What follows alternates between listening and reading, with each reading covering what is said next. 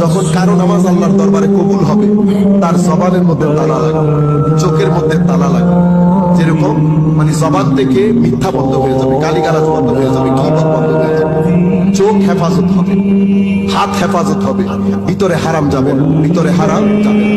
হিংসা, বিদ্বেষ, অহংকার যুক্ত বাক্য মুখ দিয়ে বের হবে না, অভদ্র হবে না, সহনশীল হবে, ধৈর্যশীল হবে।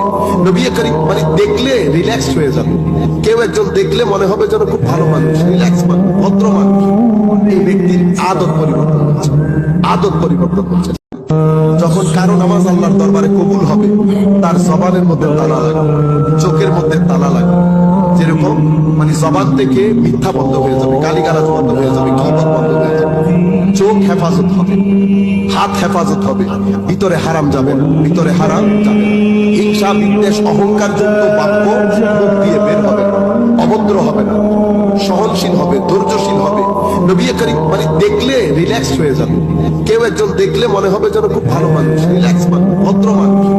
এই ব্যক্তির আদত পরিবর্তন হচ্ছে, আদত পরিবর্তন হচ্ছে।